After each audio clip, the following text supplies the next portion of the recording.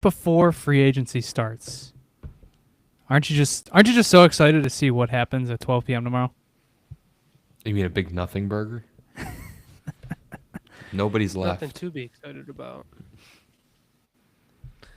Today was just whammy anybody, after bro. whammy after whammy after whammy of nope, not tomorrow. It's not happening tomorrow. Not at all. There's literally no excitement for almost anybody in the league. Once It is. Ehlers decides where he's going, there's literally no. That's it. Nothing to be That's like the excited about. only I can tell with Christian. That's like the only thing he's hanging on to. It's like, Yeah. he's still out there. It's the only thing I've been excited about. And listen, they can make a run at him. I don't think they're going to do it, but they can make a run at him.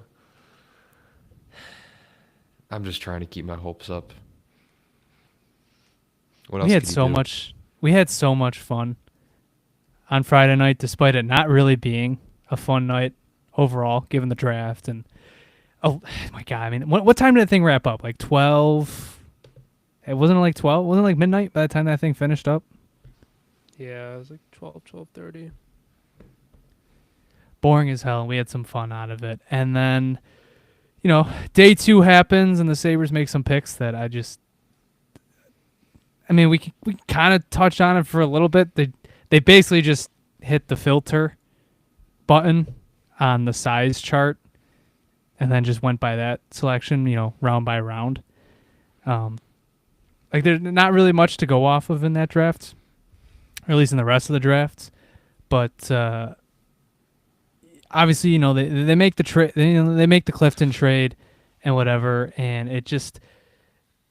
I guess what I'm trying to get to here is that it's like really nothing has happened since then, obviously, and it's like I don't know what they do tomorrow. I don't know what they do. Bartram's still on the roster. They just lost a defenseman for nothing, for some reason. The JBD stuff.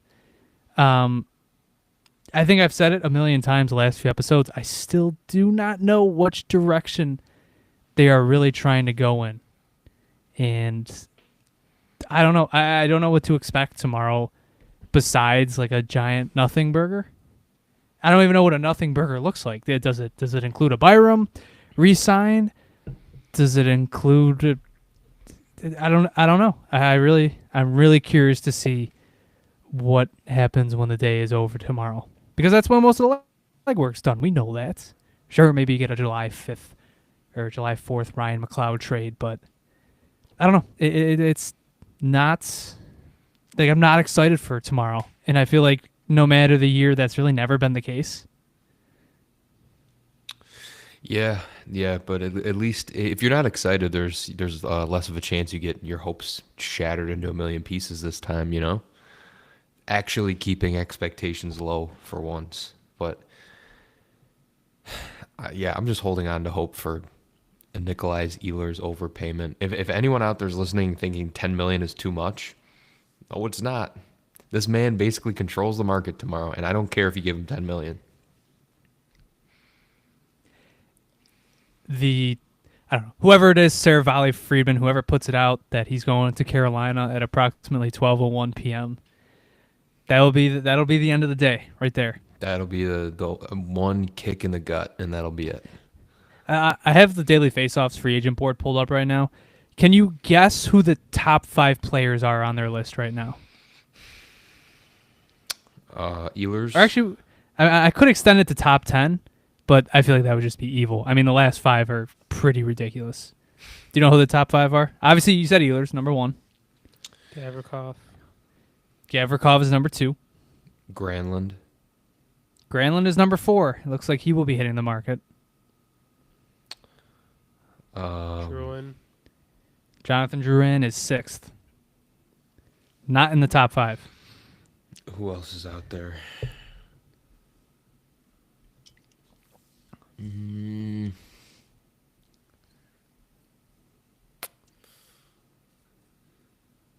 Certain goal scorer, perhaps. There.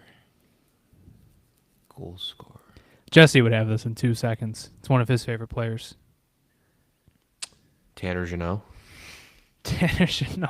No, I don't think it's him. Brock Besser is the answer you're looking for. Oh right, yeah, I forgot Brock Besser's still out there. Would you be mad at that? He's like the guy that scares me. That's Like, That's their archetype right there. The guy that scares you. I don't know. It feels like it's another goal scorer, not very fast. I don't know. Doesn't really seem like a Lindy type player, but it would be something. It would be something. But I feel like I saw stuff today that he might go to Edmonton. So you got 4. You won't guess who the number 1 defenseman on, or their number 2 defenseman on the board is. I'll give you a hint. He was a Carolina Hurricane. Dmitry Orlov. It was Dmitry Orlov, number 5. Sabres are going to throw a sack of money at him so he doesn't go back to Russia. I'm sure you can guess number 7 it's the top goalie on the market. Jake Allen. Jake Allen. And then besides Michael Granlund, this player is the number 2 center. He's on the market. Vancouver Canuck. He's got to be like their third line center. Pius Suter. Puis Suter. Mm-hmm. And then 9 and 10 are Jack Roslovic and Corey Perry. That's your top 10. Ehlers, Gavrikov, Besser, Granlund, Orlov, Drouin, Jake Allen, Pius Suter, Jack Roslovic, Corey Perry. This team would overpay for a Corey Perry just because he's playoff pedigree. I guarantee you this team would do that. Immediately. It's a rough class. It's a really rough class, especially when this one was supposed to be pretty strong. Marner, Marchand, Ekblad, Bennett. All gone. 3 of those guys signed today alone. Just the worst, man. This league is so frustratingly boring sometimes. It actually hurts.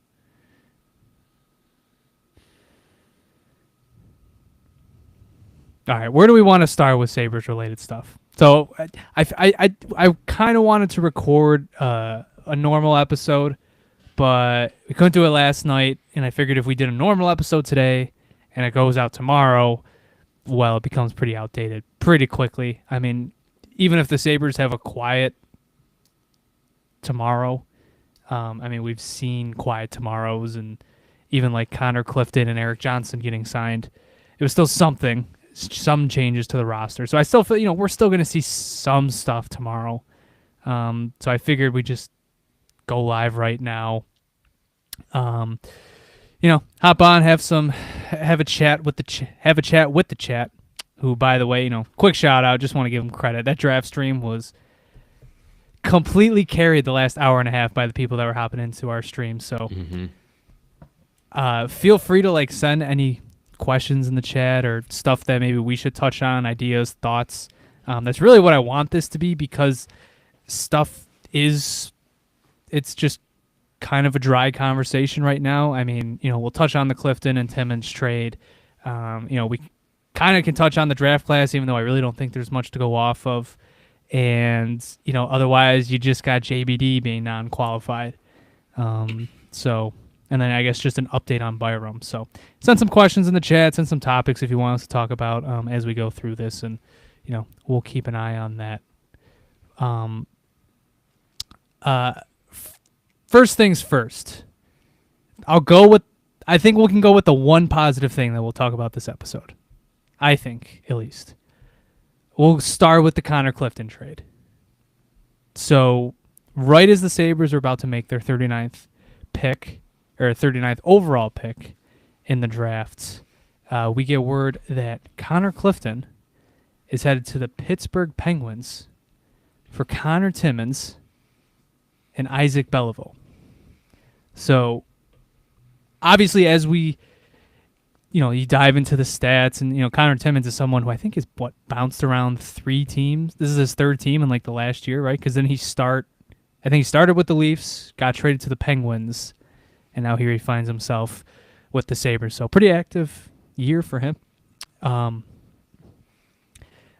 It's a very inconsequential move in the grand scheme of the lineup, But I mean, at least from what I could tell, this does seem like honestly an upgrade on Clifton, while also getting some free cap space, which is always a plus with these guys.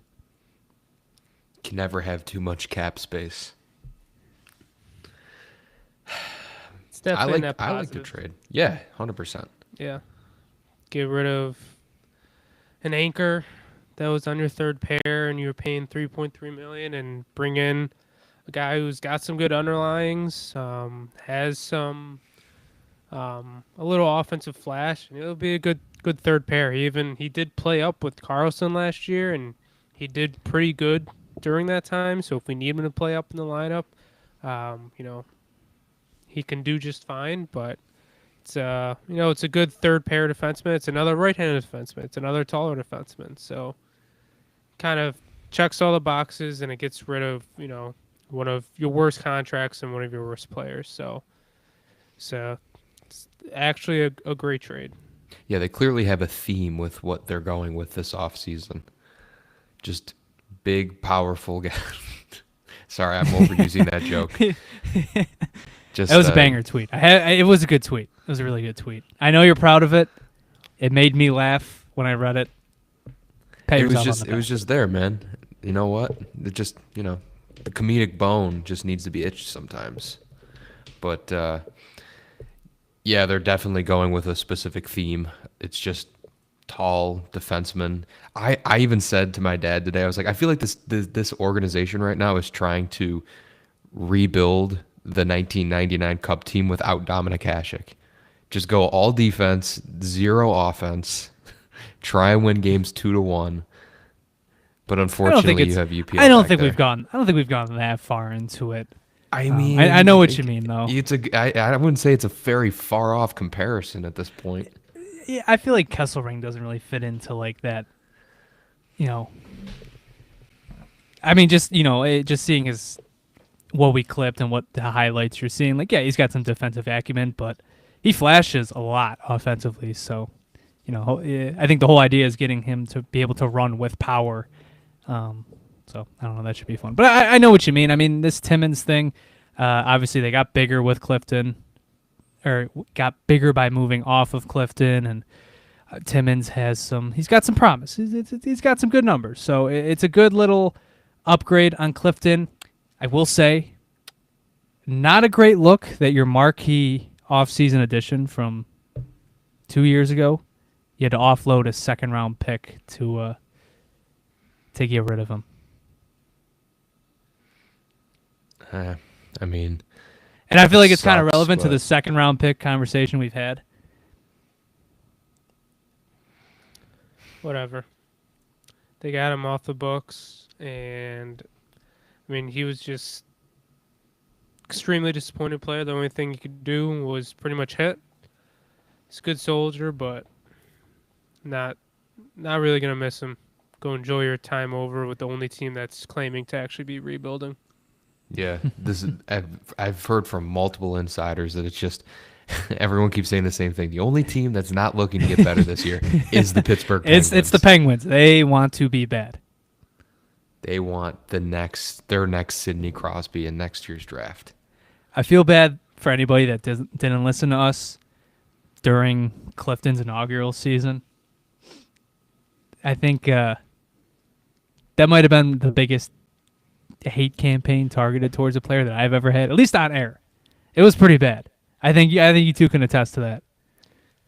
It was pretty bad. After you being pretty excited for the signing too. Oh, I know. I feel like a lot of people were, I feel like a lot of people, I think it felt like it should have gone better than what it did.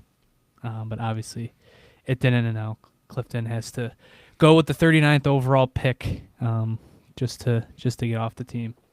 But obviously this does seem like a win. This seems like an upgrade to the Sabres' bottom pair at least. I don't know. Hey, given how, right now depending on what happens with Byram, this guy could be playing in your top four. I mean, he shouldn't, but he could be. You never know. So we'll see how it works out. Like the move. Wish Clifton the best in Pittsburgh. Can't really hate on it all that much, if at all. No, I was excited when I heard the news. It was a good trade. Yeah, it was just nice. It was just nice to see something, Mm-hmm. some life. I feel like, because minutes before, Jordan Spence goes for a third round pick, and you're just like, man, like that is something they could have absolutely done. Like there was nothing preventing them from doing that. And then obviously you get this move. Now I think Spence is a better player. I think what this team is definitely looking for resides more with what Timmins does, as in being taller. So I'm sure this, given what we've seen, given that this team reportedly passed on Rossi and doesn't want to add any more small forwards, I'm sure the same applies to their defense and especially bottom pair defense. I mean, you see a lot in the NHL. Smaller defensemen playing in sheltered minutes just really have a tough time moving up the lineup. And I mean, I feel like case in point is it's Lawrence Pilot, it's Eric Brandstrom. Those players. His name up. I'm using him as an example. That was not necessary. But I think you see teams struggle to trust those defensemen, so maybe you're going to see that with Spence, and maybe Ottawa will give him a bigger opportunity, and it just won't work out well. So obviously that was somebody that I'd seen or I'd had in my mind for a while, and was kind of in that. It was kind of like Kesselring, where it just seemed like he made a lot of sense for the Sabres and could have made his way onto the roster, but instead he goes to Ottawa. It's just nice to 1-1. Even if it's a small victory, just a quick flip for someone who's a little bit of an upgrade in the depth. But hey, I mean, I still think there could be a little bit of Kevin Adams magic left in there. Really? Yeah. Please explain.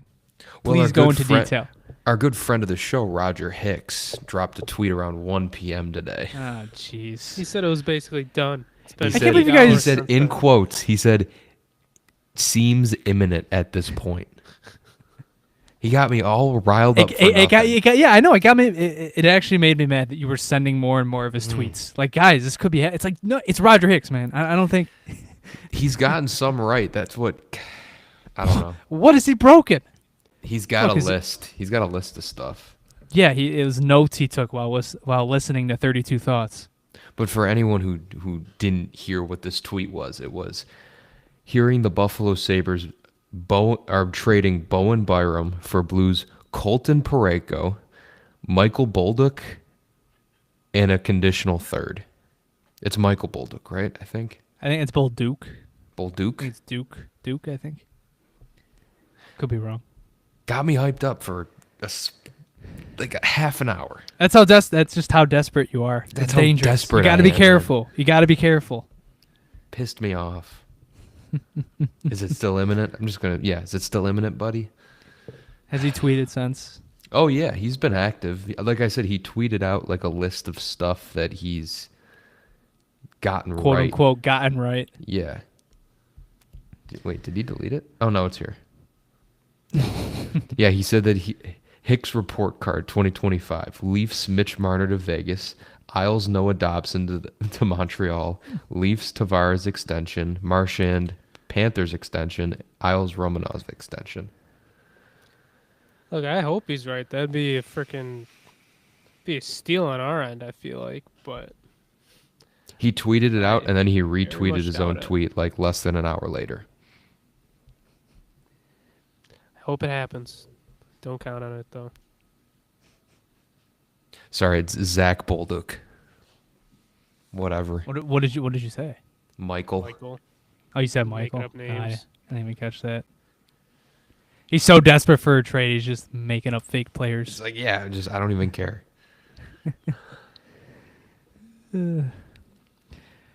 Okay. Next thing. Should we just jump into the JBD stuff? Sure. Okay, so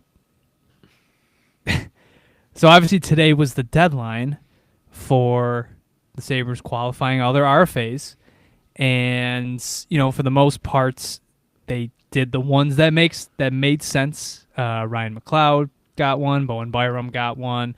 Tyson Kozak, Ryan Johnson, Connor Timmins, who's still an RFA, and then Devin Levi.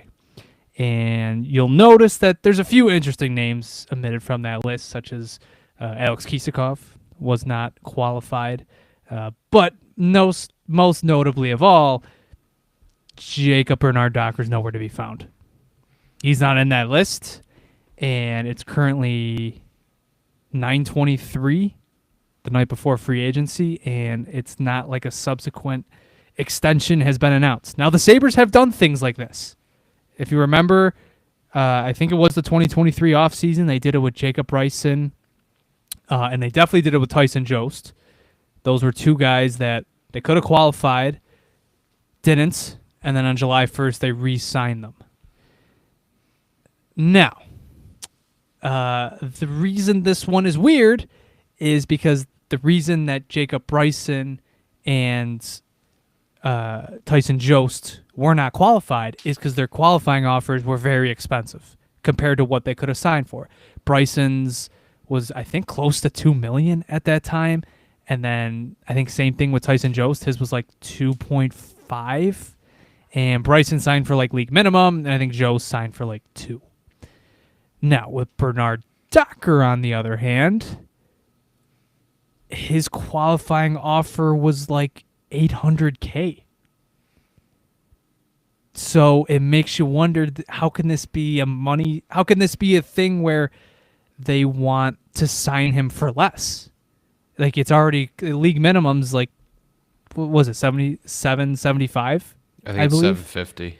750. So it's 50,000, or somebody put the number out. It was like 90,000. His qualifying offer is like 90,000 above league minimum. So why would you not do this? If not, you're just letting him walk to free agency. And apparently that's the way this is going to go. The only one, Matthew Fairburn put out with some pretty good conviction that he's going to be testing free agency tomorrow, which is just so surprising for a guy that played really pretty good down the stretch. This isn't like you're just trying to justify the Cousins trade and justify a trade piece you got back. This guy played good, and he played good with Owen Power. I saw that someone said that $90K could buy a lot of yacht wax for the hull. But yeah, listen, I'm not gonna lose a ton of sleep over losing your fourth pair right-handed defenseman. Don't get me wrong, I'm not going to. But I do understand that this is just egregiously bad asset management on part of the Sabres. It really is. But again, personally, I'm not going to lose sleep over losing Jacob Bernard Docker. I am going to lose sleep over, basically just throwing away a controllable asset. There's just no reason not to qualify him. It boggles my mind. Like, partners entire time in the league for 4 years now. Other than Dahlin, he has not played good with anybody. He hasn't had a good partner, mainly because he was stuck with Yoki for 2 years and was at an anchor on his side. But JBD comes over and played pretty damn good with Power. Like, it's short sample size, no doubt. Like, Christian brought this up in the group chat. This could be, another Dominic Cahoon, a player that we traded for the season before. Fans, really liked him because he played good, and then maybe he goes on to do nothing after this. But it doesn't seem like that. Like, he seems like a fine third pair guy, even if he's just your seventh pair. Even if he's just your seventh, it doesn't make sense. Like, this whole offseason so far, they've gone after big right-handed defensemen, both in the draft and in their 2 trades. Well, JBD is a right-handed defenseman. He's 6'1". Where's the logic? Where's the logic there? Right-handed defenseman is a premium, and instead we're gonna keep Jacob Bryson over him, who we freaking extended before the season was even over. I don't. It's really dumb. It doesn't make sense to me. It's piss poor asset management, and for a guy who actually did pretty good for you down the stretch, you just throw him away. Like unless he said he wasn't going to sign here or something, I don't get why you would not qualify him. And this, I wonder if this has to do anything with Byram too. I mean, right now it's looking more and more likely that Byram might stay here. So there's our 7th defenseman. We got Byram, and with JBD gone, there's 7. Like I don't get it. I still don't think Byram's going to be here opening night. I think that'll be your McLeod trade over the summer. I think teams are, knowing how shallow this free agent market is, I think teams are going to get a little more desperate for defensemen. And if there's one on the market that's a controllable asset that could play in the top 4 of your lineup, I think that makes, I'm drawing a blank. Bowen Byram, sorry. I think that makes Bowen Byram a very hot commodity in the market. So there's definitely a market for him out there. It's just a matter of, do we want to move him or not? And I think for the right price, that still could be done. It could definitely improve the rest of your roster moving on from him, and it won't affect you that much. I hope you're right. I just like, if you get rid of Byram, then you have to go get another defenseman. So who are you going to get? Like, in my mind, going into the season, JBD would have been like our 6/7th with Bryson. Like, and they already made their 2 defenseman moves. Like, I wouldn't be surprised if they don't make another. I would love if they did another defensive move, but if they didn't, like, whatever. Like, we have 3 and 3 on both sides. We would have JBD on this as our 6th guy, and I would have been fine with it. But now, if you lose, if we lose JBD, it's still not, still we could still re-sign him. And then we trade Byram, we have to make another defenseman move. So there's 6. So who are you gonna? We just run over the free agent market. There's no one out there. There's no really other trade assets that we have unless you do another, Byram for a defenseman trade, which I guess would be fine. But then you're not making any moves to the forward group unless you get Ehlers. Like, not qualifying JBD just like puts him in a hole. Like, if you qualify him and all of a sudden like he is 20 games in and he's playing like shit, then fine, send him down. He's making basically league minimum. I don't get why. What is the point in not qualifying him here? It's also, you would think, I know the Sabres tax exists, so you probably think like the 2nd round pick was basically for him, but you're telling me he couldn't net you an asset, and like there's nothing stopping you from qualifying him and then flipping him, because you know who is about to do the same thing?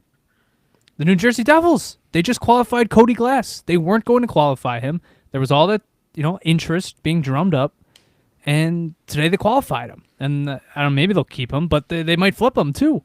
Like, you're telling me Bernard Docker couldn't have gotten you, even if it's a 7th round pick, like that's an extra asset. I mean, here's we the just thing. qualified Byram, and we're probably going to trade him. Right, which is it's so strange. Doesn't it seem like? I think it goes back to the size thing. I think it goes back to the size thing. I think they just genuinely want bigger guys. Either that's or. Everything small though. I thought he was. I thought he was like 5'11". Oh, okay. 6'1". Dude, I think like, I know we say that it's not possible that they're this stupid, but there's got to be some sort of like coinciding reason. It's got to be something done with like a deal or something, right? He's got to maybe be a part of a package. I'm just wondering, like, who, if you go back to that trade conversation, why did you even acquire him in the first place? Like, who wanted him? Was it like what department? Who fell in love, or not even fell in love, but just like who really wanted this guy? Because like, Josh Norris, we have a pretty good idea of who was pounding the table for him. Yeah. Bernard Docker was, I mean, maybe it was like an analytics move. I don't know. I'm just curious that like nothing changed. The only thing that changed in the organization, management wise, is Ed Gannon. Like, was Ed Gannon pounding the table for Jacob Bernard Docker, and then he gets fired, so they just don't qualify him? I doubt it went down like that. I mean, he was a right-handed defenseman. That was probably at the end of the day why they wanted him. Cheap, young, right-handed defenseman. And exactly. Watching what they did for the past 5 years with Henry Yogi-Haru. Right. Bringing him back, and continually playing him in a top 4 role. Just like to have somebody who's better than Yoki-Haru, basically does the same stuff and plays better, has already shown to play better alongside Owen Power than Yoki-Haru ever did, to have the ability to just qualify him for $800K. Why would you not do that? After trading a second-round pick for him. It's like, I know, maybe some people are thinking, no, you're okay. Maybe some people are saying, why are you saying they traded a second-round pick for him? It was a big trade. At the time, and even now, you still kind of think like that trade was basically, it was Cousins for Norris. It was basically a one for one. And the one thing when you look at that trade, it's like, Dylan Cousins definitely has more value than Josh Norris. Maybe not by a ton, but like he probably is a decent amount more. But that second round pick the Sabres gave Ottawa, it's like, why would you have to do that? Oh, it's the 24-year-old right-hand defenseman, former first rounder, signed for cheap guy. That's why they traded a second round pick. I mean, I feel like we just saw that with Michael Kesselring, right? Like the cheap, cost-controlled right-hand defenseman is more expensive than you think. You gotta remember we gave up Dennis Gilbert too. We did give up Dennis Gilbert. Imagine if he resigns tomorrow. No, that someone in the chat just said that. Actually? Yes. Well, there you go. Brunswick, you are probably right. I would really not. He was just in Buffalo for the 11-day power play, I think. Yep. Yeah, would not surprise me. I just lost my train of thought though. Right, the like you saw that with Michael Kesselring. You saw that the young right-hand defenseman who was cheap, cost-controlled, all that, it's more expensive than you think. And I think you saw that with Bernard Docker. Hell, even Yoki-Haru got a 4th-round pick and he after just everything. 3x3. Yeah, I mean he's more he's more expensive than those two guys. So, that probably if Henry Yoki-Haru is making like $1 million a year, probably goes for a 3rd or 2nd at the deadline. And when you have Kesselring, who is a much better player, and Bernard Docker, who's like in the same tier, yeah, they're a bit more expensive. So to not qualify him after everything, it's, I don't know, it tells you a lot about what they want their defense to be, and what it's been, the hallmark of what they've done so far with the defensive additions and with their draft class. I mean, I don't know if you guys saw it. There was zero defensemen. There were 0 defensemen taken in the draft this year, league-wide, under 6 foot. And I think the Sabres, obviously you draft Murtka, who is just a very tall person. I think they're beginning to shift things to a larger defensive group, and like really large, because I know JP said like, oh, he's 6'1". Well, they're aiming higher clearly, unless you're Jacob Bryson, unless you are signed to a lifetime contract in Buffalo. He is the glue guy. All right, that guy will be around forever. He's a good soldier. Yoki-Haru, like he just re-signed with Boston, like we just said, a 3x3. It's most likely because he played good with Zadorov down the stretch. At least that's what Bruins fans think. There's literally a fan in our comments saying today that Yoki-Haru and Zadorov were the best pair in the conference down the stretch. Like, I don't know what delusion you have to live in to think that, but he played good with Zadorov. Like, there's almost no doubt about that. So he got re-signed, and Bruins fans and Bruin management is probably hoping that they're going to be tied to hip for the next 3 years. Okay? Oh, you're going to learn. You are going to learn, Yoki. They will learn. But then on the other hand, the Sabres get a guy who plays good with Owen Power, and then they get rid of him. It's hilarious. Except for Rasmus Dahlin himself, Owen Power has not played better with a single person than Jacob Bernard Docker. And look, that was a super small sample size. If you played them together for 82 games, were they going to replicate those results? Probably not. But the fact that you finally found someone that complemented him fairly well and just let him go for nothing, it's, man, like really, Jacob Bernard-Docker not getting qualified shouldn't upset you this much, but it's just like the more you poke holes in it and the more you analyze it, it's just like, why did they do this? He's not gone yet. He could still re-sign. He could. Sure. Look, he could. I He could hope, be but back. it makes no sense, too. Like, I don't know. It's just so confusing. We've had issues with having right-handed defensemen on our roster for literally years now. We've had so many left-handed defensemen, and we were finally about to have a balanced decor, and we just throw it away. It's like, what, like, once again, small sample size, but what if, like, right now we're all penciling in Kesselring as the power partner?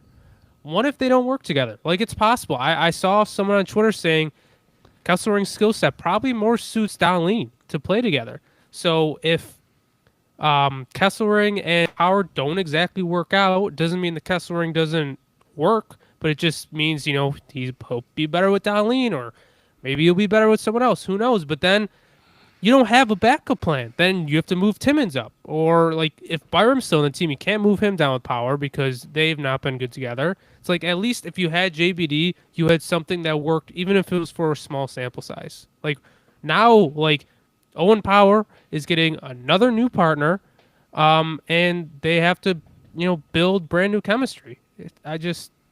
It's just really a stupid move. I don't see the point unless, like, Bernard-Docker really did not want to play here, but I don't see that being a thing. Or they might already have some other deal maybe in the works. Who knows? Mm-hmm. I hope so. Like, I hope all of this complaining and ranting that we have right now ultimately means nothing. Mm-hmm. But I'm losing faith by the minute. Genuinely. I still feel like I feel like 800K. Like, you just throw him in. He was put on waivers. I think, was it last season? Everybody was very surprised and making fun of Ottawa for a minute, but he cleared. Mhm. Like, you could have just thrown him in Rochester if it really got to that point. Right. I mean, this isn't Yoki Haru, where he cost you $3 million to qualify or to sign. He would have It's been just- making less than Bryson. Bryson signed for $900K. He would have been making less than Bryson.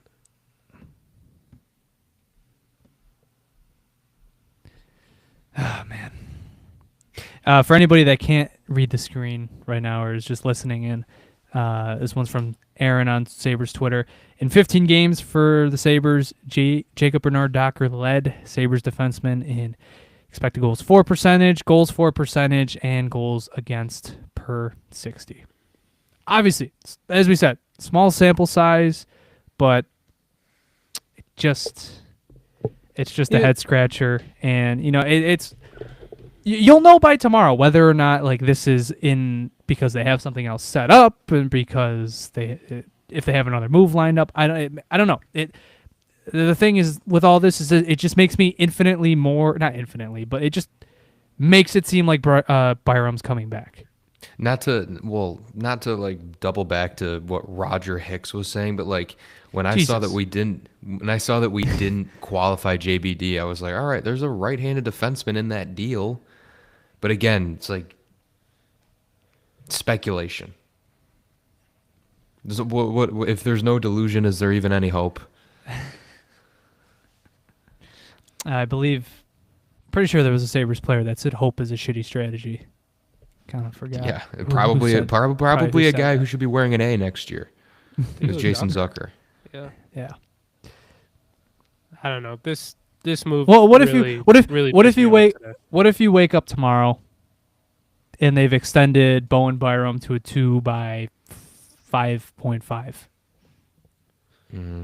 What's your reaction to that? Fine.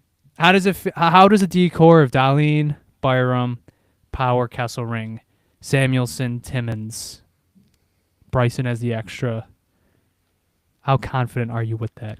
It's definitely an upgrade over last year, I will say. Is that a strength? Is that going to win you games? I don't think it's gonna. This is gonna sound like it's the I'm Because saying the same here's the thing, thing. but I think it's not gonna win you games, but I think it might help you not lose more games. So I'm going to ask you then, what is going to help them win games next season?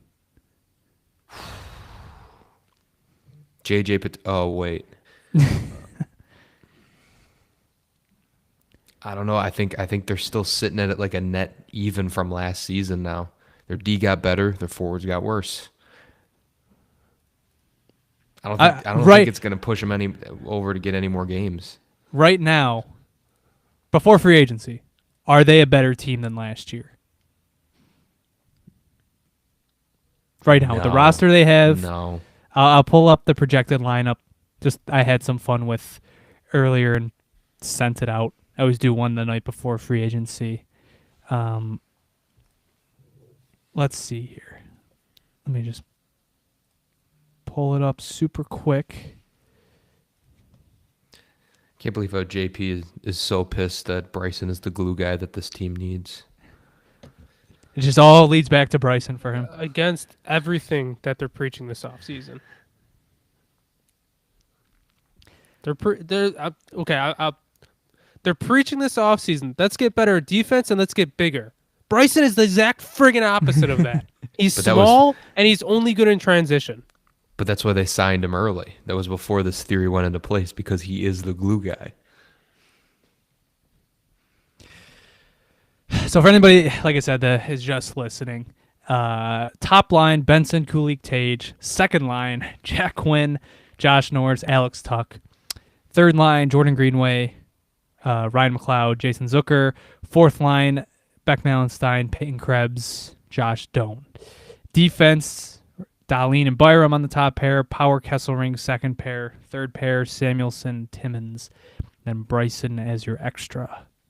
Lucan and Levi as your goalie tandem. What is the strength of the team right now? It's Like, the let's imagine. defense. Let's imagine the three of us are doing a defensive preview or Atlantic preview series. Like, what do the Sabres have that is better than what other teams have? The defense. They have Where do you offensive think- defensemen. Where do you think their top 6 ranks in the NHL? A dead ass might be like it's starting with a 3 and it's a 2-digit number. It might be bottom 3. That's damn right, Braun.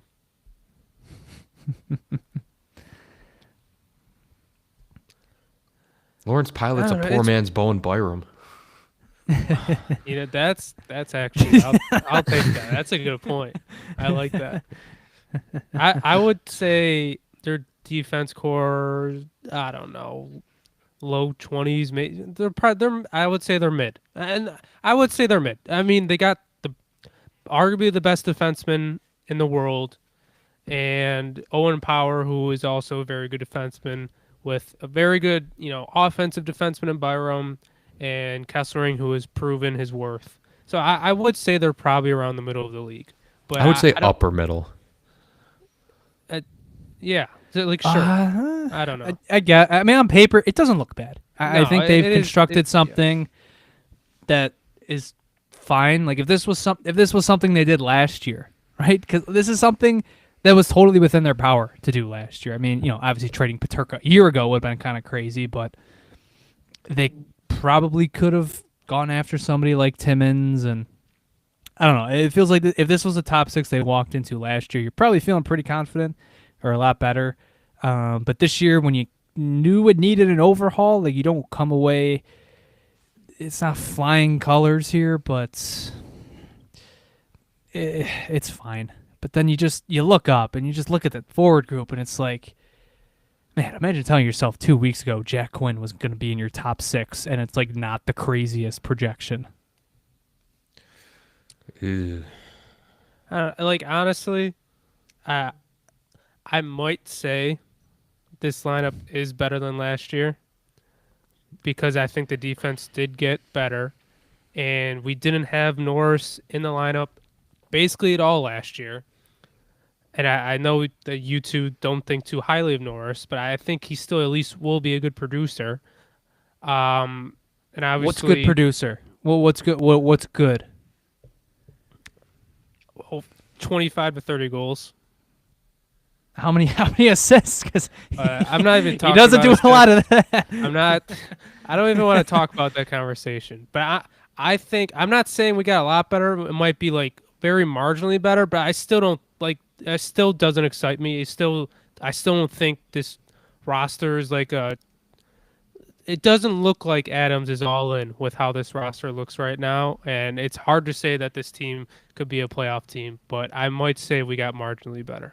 I think he could prove with just a couple of things that this could be an all-in roster. Like you were saying, like you look at this lineup last year and you think it looks better on paper, but knowing now that it needed an overhaul after last season, you kind of lose some more confidence in that. But I tell you, man, if they they get the Paterka replacement in Ehlers and then they do a Bowen Byram trade, I think it could be a lot better. I still think it's a middle of the pack team, but oh yeah, big time. I didn't even realize he played left wing. I guess he played left wing in juniors. Well, somebody has to go to the left wing. Right. Look at how many right wingers this team has. Isn't Jason Zucker a left winger? I mean, Right? I mean, I switched Quinn. You could switch Quinn and Zucker, but like even like putting Josh Doan on the fourth line felt kind of wrong. You just traded your third best forward for. No, I'd throw Greenway down on the fourth line and move Josh Doan up to the third line. They're not going to do that. I just don't. Why not? It just fits. It fits Greenway's MO. He's a physical presence. They're paying him He'd probably be one of the most expensive fourth liners in hockey. He'd be making more than the entire cares? Florida Panthers fourth line. Me. I care. I mean, that third line was good last year. So, but I could see Doan also being there. So I don't disagree with Christian, really. I think it's just like a rotational thing. I think whoever's playing well together is going to stick together, and then if it needs a shakeup, you'll move Doan up, and then we'll see what happens. Going into another make or break off season, and this is how. This is probably like the most likely lineup. Obviously taking out Bernard Docker now. This is probably the most likely lineup going into next year, and it's just not good enough. This team could be a playoff team. They absolutely could, but there's no real big upgrades to the point where it gives me confidence. Right. There's no big addition that gets you excited about next season. It's more the same of last year where it's like, well, let's see what they could do. Let's hope they could, let's hope everyone has a bounce back and everyone shoots way above expected, and hopefully all the rookies and the young guys we have play well together. It's just too much. Jason Zucker put it the best way, man. What year is it? It's every year is blending together now. It's every year. Man. But yeah, good vibes. I have good thoughts going into tomorrow. Gonna try and stay positive until then. Because you got to bring a good energy, guys. You just got to bring a good energy. That's all. This is honestly like I'm nearing the low of my fandom. It's like I said, I've never been less excited for July 1st. I mean, good, part of that is positive all season, man. I'm gonna take the reins here. Good energy, good vibes. I was the positive guy for a long time, and now it's flipped. Now Christian's the positive guy. So this is a new change. I'm just gonna just good vibes. That's all. We'll see what happens. If nothing good happens, it is what it is. Okay. You want to hear something interesting? So, J.D. Dominicus just dropped an article just heading into tomorrow, and he did drop a few interesting nuggets in there. Not going to say all of them, but I thought one that was interesting, that is relevant to a question that somebody asked earlier. If I can just pull that question up. That we heard a lot about on the day of the draft, and we talked about it during our draft live stream, but we can relitigate it here. Bryan Rust So supposedly that smoke was real, and the Sabres were considering trading 9th overall for Rust straight up. Is that well? Obviously, 9th overall is gone now, so I assume that deal is dead, right? I would assume it's Yeah. dead. We already made our deal with Pittsburgh too. That That- was the that one is thing I true. forgot to mention earlier. Right when we made the trade with Pittsburgh, I said to Jonah, "Well, the Bryan Rust dream/nightmare is over." Dream/nightmare. Why do you Depending think it on who was a you were. nightmare, Jonah?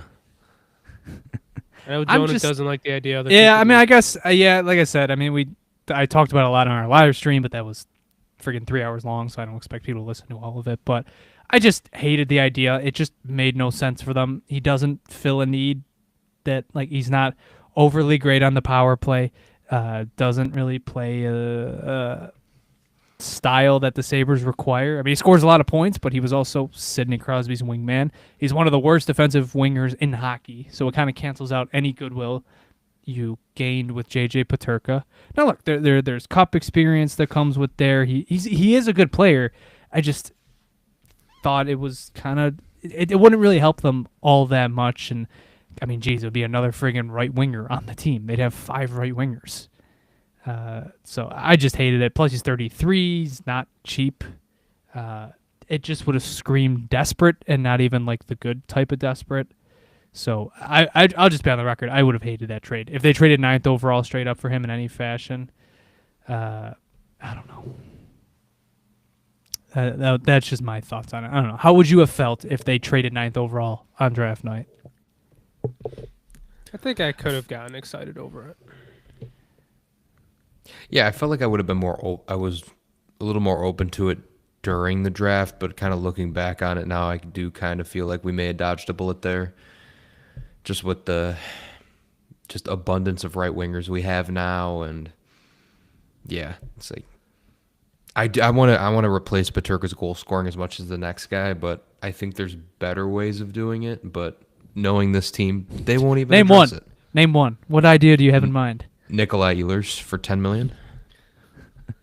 I do feel Somebody like, asked about that earlier. Yeah, I saw that. Go ahead, JP. Go ahead. I do feel like if you did do that deal, like I feel like Rust to Paterka, it's pretty much a lateral move. But then with Paterka, you obviously use that asset to improve your defense. So I think you could have convinced me with that trade. Like your forward group probably pretty much stays the same, but your defense got better. So it probably would have been a net positive. Especially, I mean, obviously, we could be as excited as we want with Murtka, but he's probably 3 years away. So it's like, if we needed help now, I could have convinced myself with that. I guess. I mean, I think honestly, like I'll be honest, I don't love their draft because it just seems like they just went for size, and I think the best thing that they did was trade one of the draft picks to upgrade the team right now, because otherwise it just would have been probably wasted on a archetype of player I would not have loved. But oh well. And it's not really the Murtka pick; it's more so the later round stuff. It just doesn't. None of those guys really felt. I don't know, like they have much of a chance, but that's just me. I mean, the Russian, they picked a goalie without a picture. How am I supposed to get excited about that? They picked 2 goalies. They did pick 2 goalies, which I thought was interesting. You got to get one of them right But yeah. eventually. It's a Yeah. numbers game. Christian, I will give you some hope about Ehlers, because Chad did write a little note in there about him. What do you say? All he said was, I wouldn't rule out the long shot chances of the Sabres attempting to acquire Nikolai Ehlers. But I feel like he's destined for the Carolina Hurricanes. No, not that poverty franchise. Come on. Just the That's better than worst. nothing, though. That's better than nothing. No, yeah, I guess it's better than nothing, but it'll just be another one to chalk it up in the column of we tried and it just didn't work out. That is If probably what Wheelie's- we'll get. If we at least hear they tried, I will be somewhat satisfied, because we didn't hear a friggin' pipsqueak about Marner, which is a friggin' disgrace to the organization. Hey, we're never Didn't gonna even get hear. him. Didn't even hear. Like, literally all Friedman had to say was, the Sabres are interested. And I would have been satisfied. Instead, it was literally nothing about the Sabres and Marner. Like, which box does he not check? It's crazy. But I mean, Um, clearly he wanted to go I don't there. It sounds like he wanted to go there since last year. So like whatever. But Whatever. Anyways, w- what? back to what? Go Oh, ahead. I was just gonna ask a question, but if you had something, you can go ahead. I was just gonna show on screen the question that somebody had earlier. Would it be worth it to overpay Ehlers if there isn't a trade, including an established top 6-4 with Byram? And when I say overpay, I mean like 9.5 to 10.5 a year. yes. Now I know like the answer is probably yes, no matter what. But let's say they give him that money for 6 or 7 years, and that's what has to get him in Buffalo. Do you do that? care. Okay. Just asking the question. He's Cap's 29. going up. He's 29. You're gonna be That- giving Tucker around the same money Yeah, at that yeah. same age. That could impact Tuck, though. Could raise his price. True. If you give Ehlers 10.5, what is Alex Tuck asking for? Probably, I would say probably around the same. I'd try and give. Well, him you would like hope. I 9 think he's million. asking. I think he's asking around the same right now. I just wonder. Does The that, cap you is know- going up, and the cap's going up anyway. Just give him the money, please. Can we spend to the cap for once? But Yeah, that's the other part of this conversation we haven't brought up. It's like if they don't make any other moves and they just extend Byram, like they're gonna have a bunch of cap space again. mhm. I don't You're know right. what they're saving it for. Maybe a rainy day. But yeah, JP, someone's agreeing with you. They said that Paterka was a traffic cone in the defensive zone, and they agree with you that they should at least kick tires on players just to satisfy. The guy who asked the question about the Ehlers stuff, $10.5 million is from Sweden, by the way. It's Is like he? 5 a.m. over there. Let me see that. He said, "Hey, big fan of the pod and the Sabres from Sweden." It's Look at dedication. that. Much love. Much love. Much love. This is where the sickos hang out. I mean, we're talking about a team. We're talking about a team 14 years into a drought, most likely going into year 15. Night before one of probably the worst free agent draft classes since 20. Well, which one? I think 2020 was 2022 the weak one.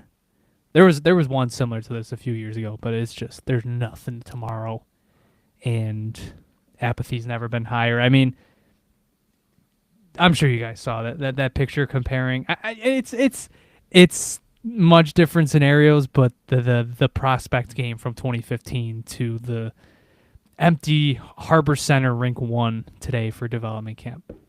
It's Much different. though. It's different, but like what like still, you know, how much different would it be if it was at if it was my, I mean it was I mean they didn't release the rosters till today, which didn't help. By the way, there's 15 defensemen going and 8 forwards, right? Thought it was 13 defensemen, but yeah, 13 eight- defensemen? Yeah. 8 forwards. Yeah, they almost had more goalies than they had defensemen. They had 5 goalies there. They have as many goalies and forwards as there is defensemen. Ridiculous. And I got to say, Murtka's not doing himself any favors by picking number 57. Someone needs to pull him aside and look, you do not want to do this to yourself. Do not do it.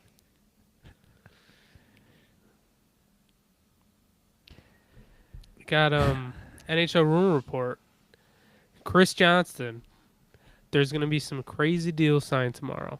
Oh, Okay. Here comes the Here we free go. agency hype. Here it we is. go. What Get people what excited. crazy? I mean, honest. Okay, he's probably doing a little bit of like a wordplay there. Like Nick Perbix is going to get like a 5x5 because he's the only right-hand defenseman left on the market, and he's decent. But it's like that's what it's going to be.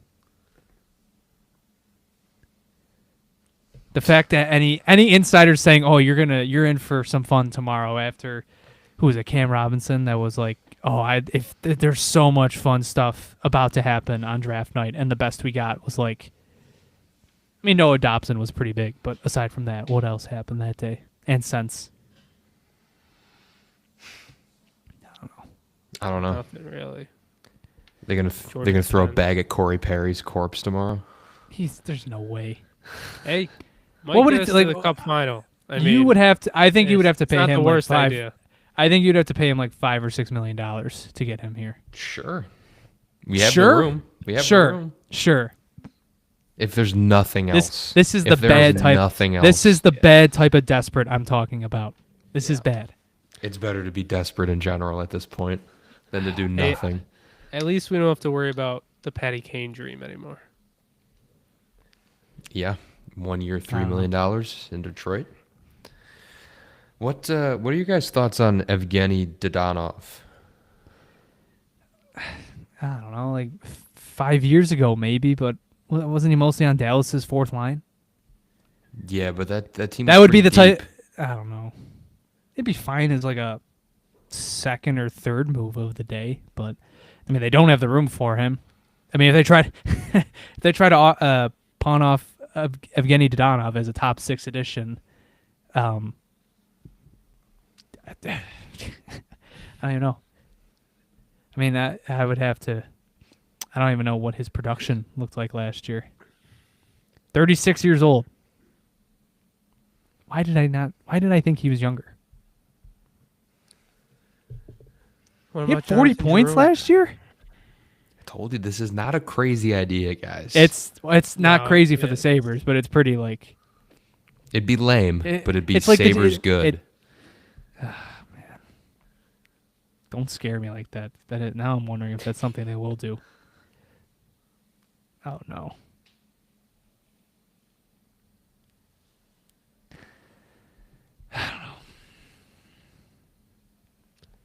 Jonathan Drouin doesn't seem so crazy to me. Well, we got another comment from our Swedish friend. 4am currently been following the team for 2 years. 2 years ago you started watching this team? Oh It's a man. rough time to follow. That's sorry. tough, man. Yeah. That's tough. Tough- I hope tough you mean time to join. Well, I hope he means 22, 23 because that would make a lot of sense. But if he means like the last 2 years, ugh. That is dedication though. We appreciate we need people like you. And we got an Australian fan in the comments too. Yeah, he said he's on his 4th breakfast beer. Say that again. He said he's on his 4th breakfast beer Hell yeah. to help deal with the Sabres news. Australia and Sweden. How about that? 4th breakfast beer. You know what? Pretty I know wild. it's not your Independence Day this week, but few Independence Week beers never hurt someone. There was one more comment somebody had. Right. I mean, I know we touched on him earlier, but like Mikael Granlund, that's something I could maybe kind of see. Yeah. Like not the top one, not the top free agent out there. A guy that could play center or wing. Produced really well for the Sharks, and was really good for Dallas. Or at least they thought he was good because obviously they've been trying to re-sign. I mean, there was talks they would maybe trade Jason Robertson so that they would have room to sign him. So, Isn't he another right winger? I don't know. I know he's left shot. So I don't. I thought he played center for the Sharks. Interesting. But this past season in 83 games, 66 points, 22 goals, 44 assists. I'll Not take bad. I that. mean, those are I'll those are take good that. numbers. You know, does he do that with the Sabres? Probably not, because he was getting all the puck touches in the world for San Jose. But you know, it did translate over to Dallas, so I could see that being something that they do, and it would just be like, you know, like I wouldn't dump on that move. You know, it's not the type that gets you excited, but it is sort of in that Zucker tier. So it wouldn't, you know, I wouldn't be like, oh man, like that's awful. I'd rather sign Granlund at like a $5 or $6 million price tag, you know, maybe a bit into the sixes for a few years than like trade 9th overall for Bryan Rust. Like I would much rather do that. For example, like I feel like that would be a much better path to go down, but that's just how I feel about it. And I will acknowledge that in the comments we do seem to have like a Jack Quinn debate going on, and I didn't bring this up when we were talking about the lineup. A part of me is gonna be rooting.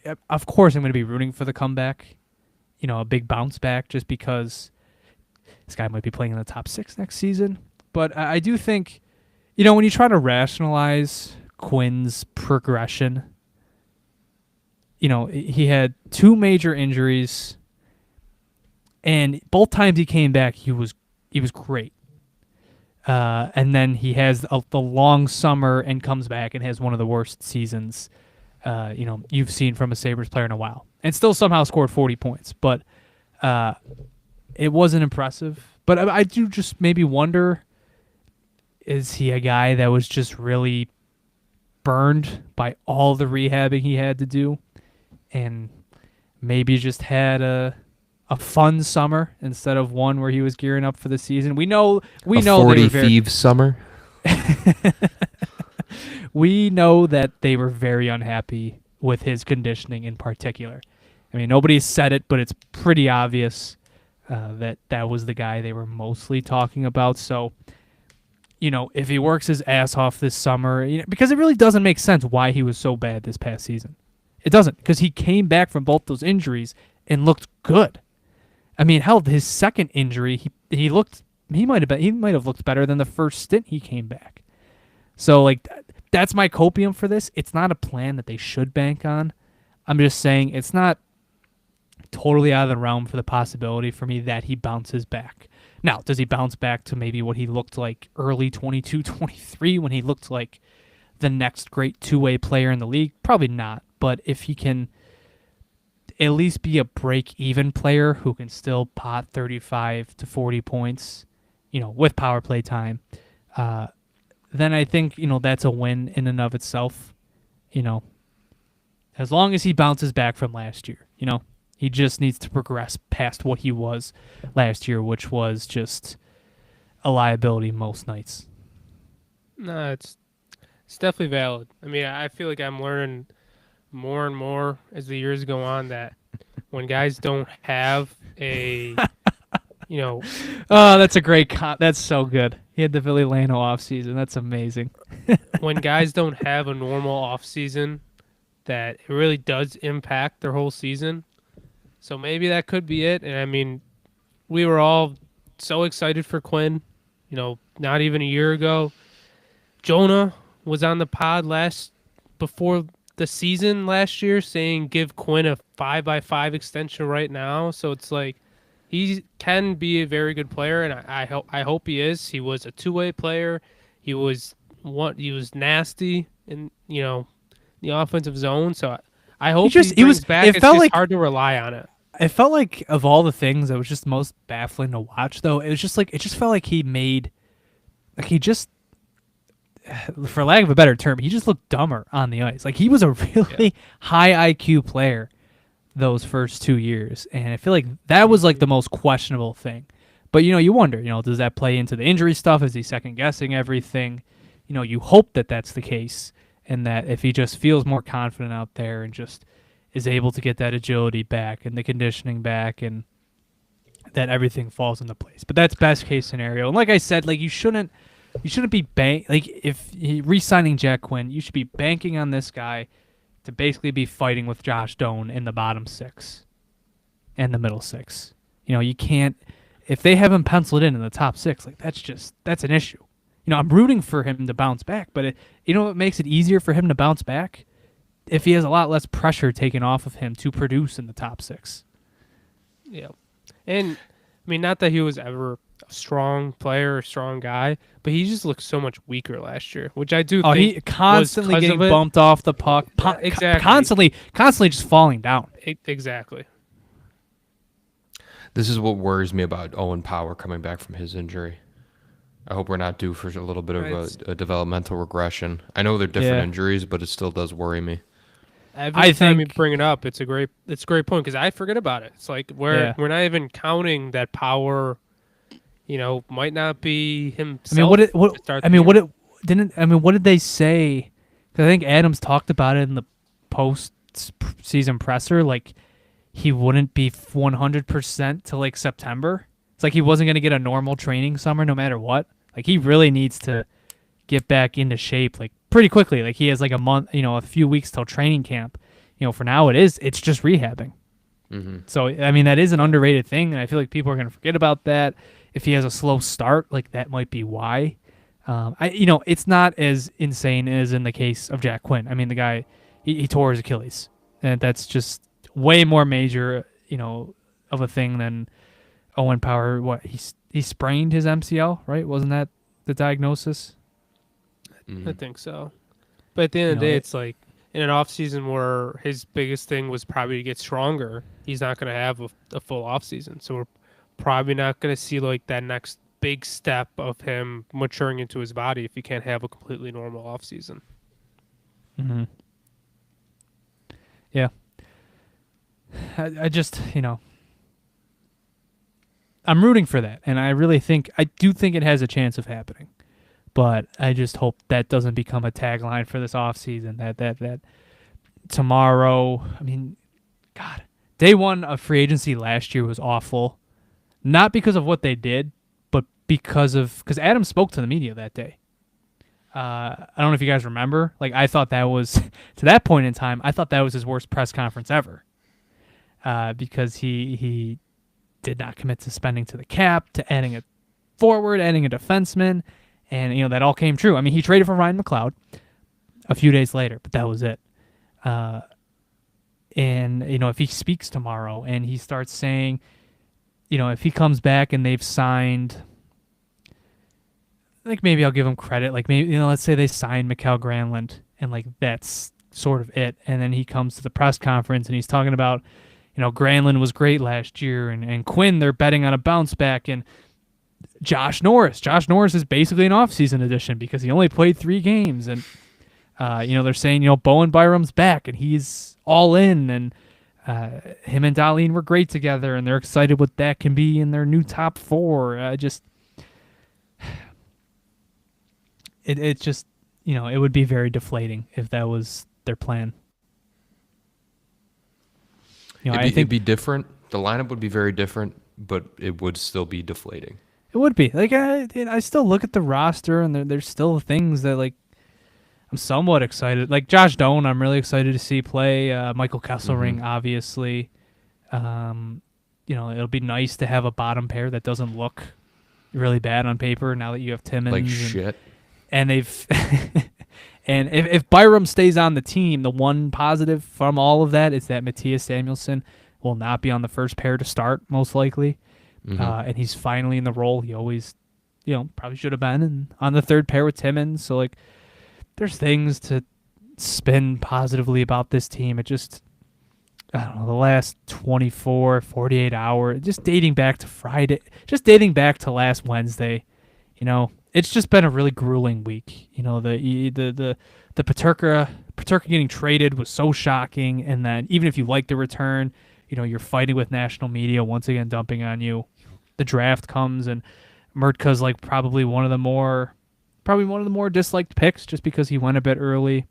And then obviously what happens today with her. Even the Jack Quinn signing was like kind of a PR, a bad PR move, and I guess I didn't even mention last Monday with the Adams press conference. It's been a really long week, and I'm so worn down. And it's like tomorrow, July 1st, even when that's when most mistakes are made, like that should be the most hopeful time for a fan. It's going to be the cherry on top tomorrow. The cherry on top of this shit Sunday is going to be July 1st, 2025, when we overpay for a terrible player. I hope by the end of the day tomorrow that their chances at the playoffs have risen. That's all I'm asking for. But it's kind of a big ask because like Mikael Granlund or like Jonathan Drouin are like the bar. Those are players that can make them better. But aside from that, it's the list of good players on that list it's small. It is very small. Someone in the Twitter chat was asking about Roseanne, and that he feels like they're just wasting him in Rochester. They got to either trade him or play him. I personally don't think he has much value anymore. I don't think he has any value, but I kind of felt like they were gonna I forgot about find a spot for him.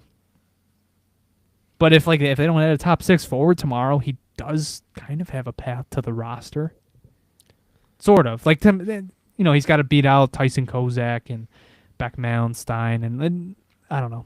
I feel like Roseanne's the type of player now you don't care about his development It's like it's time to show me something at the NHL level, so I could maybe see that they just throw him on the roster and give him a shot. But yeah, I kind of did figure that they would maybe just give him a chance somewhere else, just do a small prospect swap or something along those lines. I agree. I forgot about him. I don't know.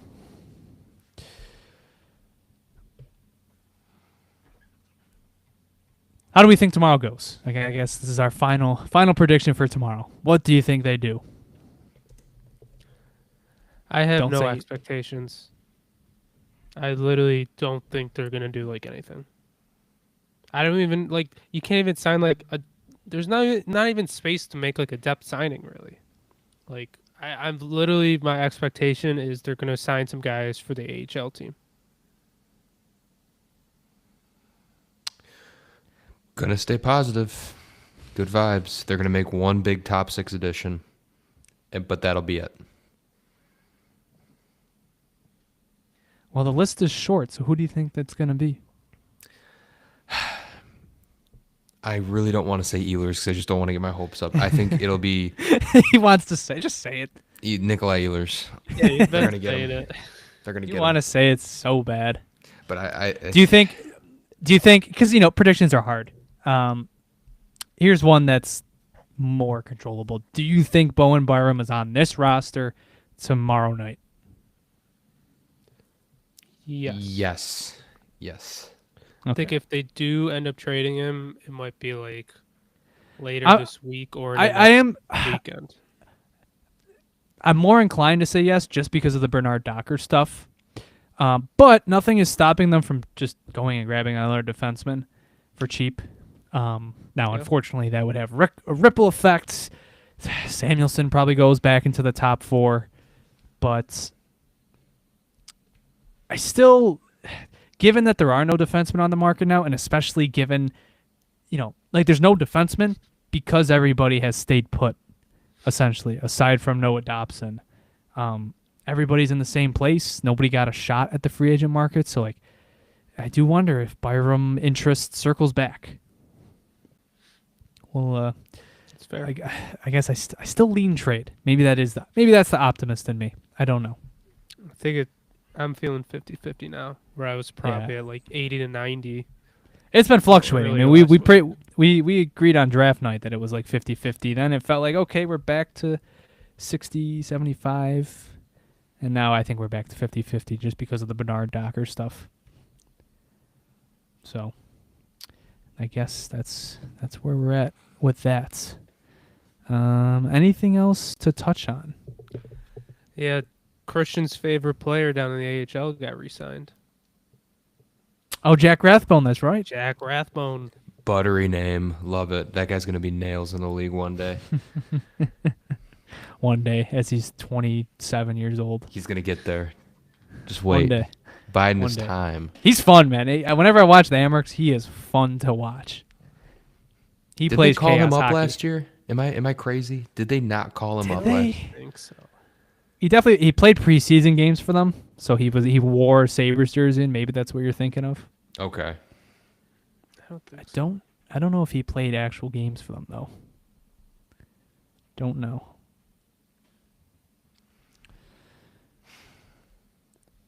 Just trying to shuffle through comments, see if there's anything else people wanted us to talk about. Anything else? And for the folks listening in, is there anything else we should touch on before signing off one last time before free agency? I got one more thing. Who's gonna overpay for Cody CC? Who's gonna throw like a God. 5x7 at him? It could be us. No, It it could can't be. be us. It's not gonna be us now. I would have said like before the Kessel ring and the Timmins stuff. Yes, not worried about that now. Who makes this is along the same lines, but who makes the worst move or who gets the most overpaid? I guess. Can I just say before I answer that Ivan Provorov contract is awful. It's like the new Seth Jones contract. I- Only this guy just has no offense to his game. It's funny because you say he's the new Seth Jones contract, and he got paid less. That's how bad that contract is. He got paid less. Although he is a Stanley Cup champion, so what do I know? I'm trying to there's really nothing else in here. I mean, who okay, I'm throwing this out there for fun. It's not going to happen because he's not a Lindy Ruff player. But what are the odds they would bring Jeff Skinner back? We'd be paying him twice. I thought it. I don't know. I thought about it just because there's a hole at left wing. Fan favorite.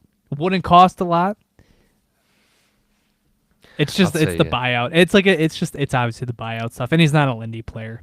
It would just be kind of funny too. It would be funny, but if we went into tomorrow and it was just worst case scenario, nothing happened, we didn't do anything, I would welcome it. I'd welcome it. I don't think I would. I'd probably still be like, I definitely would not. What are we doing here? Victor Olofsson's out there. Yeah. Really? He didn't re-sign with Vegas? Well, they just took on a lot of money, so I don't think they have any room for him. I kind of forgot about that, though. I mean, it's gonna be interesting to see what they do. I mean, obviously, you're looking at them. They now have maybe the best. Honestly, aside from Florida, they might have the best top 9 in hockey, at least top end talent wise. I mean, Jack Eichel, Mitch Marner, and Mark Stone on the same team is ridiculous. And then you've still got Tomas Hertl and William Karlsson. But now Zach Whitecloud is like their top right-hand defenseman because Alex Pietrangelo retired. Yeah, he did. Good career. Very good career. It's going to be interesting to see what they do defensively. I mean, they've been around Byram forever, but are they kind of... I mean, I could see them finding cap for him if they traded like Dorofeev or Barbashev. Oh, God, I would not want Ivan Barbashev. I feel like it's possible. I just would really wonder what that return looks like. I just can't see that working for them. But they've made it work before. Oh, go ahead. Someone said Terry's notepad is absolutely loaded heading into tomorrow. The boy.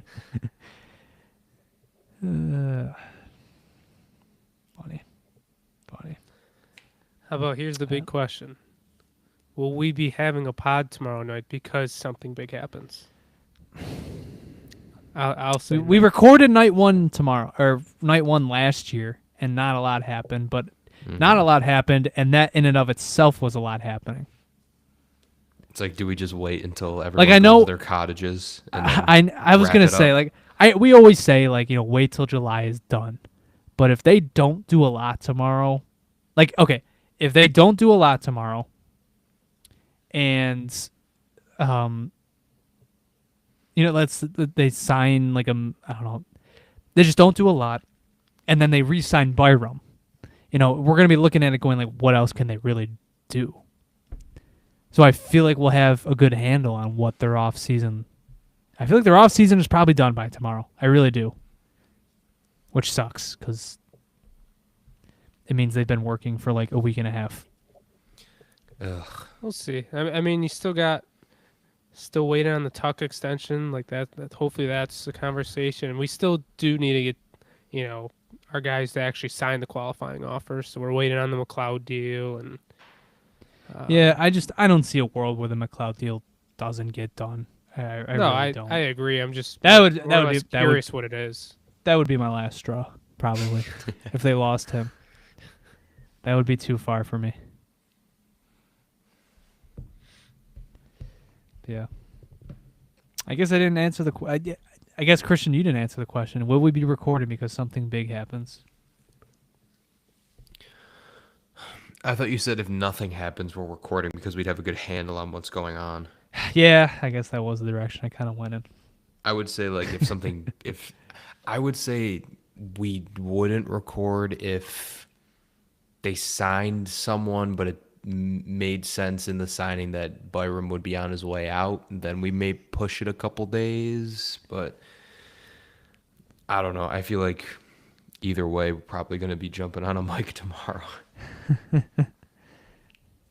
There's nothing I would love more than to talk about a Nikolai Ehlers signing. Mm-hmm. There's nothing I would love more. Isn't there usually a press conference for Adams before he goes? Well, that's what I was. Well, that's away that's what I was for, saying earlier. Just wait until the press conference. That there's one every. There's one. I think he does one at the end of day one. It might, yeah. Like maybe, I don't know. We'll see. It's like if they don't trade Byram or if they don't get Ehlers, it's like, I don't know. It's not going to be much to talk about. We already complained a lot. But we'll see. I don't know. Hoping something see. happens. I think we've bit our tongues for a little bit, as much as we have complained about stuff. Mm-hmm. I feel like the true anger is still. It's still dormant for now. I feel better because I let out my anger about JBD. I was really pissed off coming on this pod, but I feel a lot better now that I got that off my chest. It's just a big group therapy sesh every time we meet. That's what the It Sabres is. do to you. It is. Jeez, it shouldn't be this bad, guys. What are we going to talk about when they're good? Probably nothing, right? A lot of no. We'll talk about a lot of this. I'll talk about how the grass is greener, the color, the sky is bluer. Everything just seems so much more colorful in life. The birds are chirping outside. Nah, who am I kidding? Who am I kidding?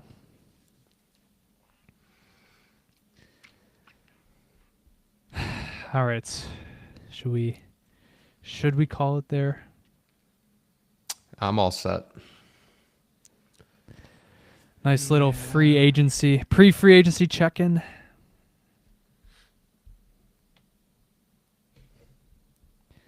All right. Last chance, folks, if there's anything you want to ask us before we log off here, now's the time. If not, for the 2,000 people listening in, thank you. As always. Question from Yes, we are Blake cooked, here. Blake. Are we cooked, chat? Yes. Probably. I think so. The oven's been running for probably longer than it should have right now. We are feeling the heat, I think. The only bill Terry never misses is the electric bill on the oven or the gas bill on the oven that we're cooked in. Jesus.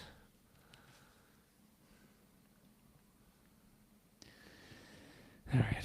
See, this always this, you know what sucks about all this is because we're usually like, oh, like you got any hot takes for free agency? Does anything does anything crazy happen? And it's like Ehlers probably going to Carolina. Gavrikov definitely going to the Rangers.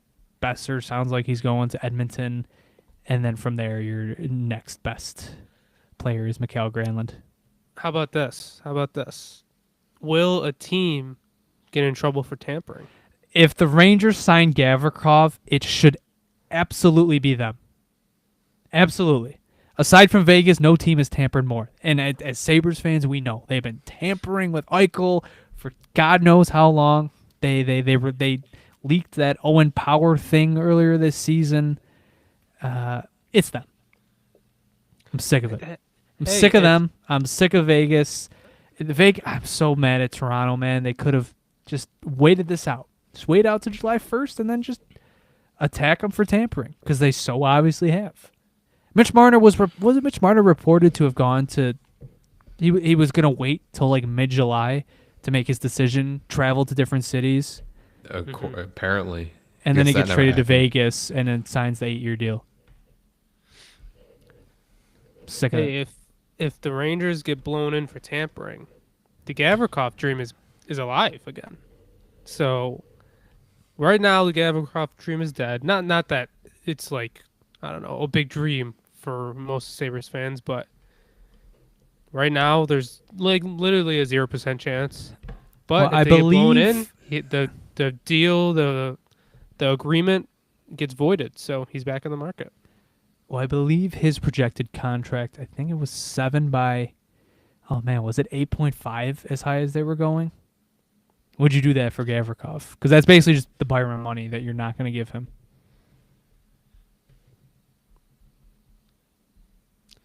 Be fine with it. I guess. He is very good. Yeah. I'd be for that.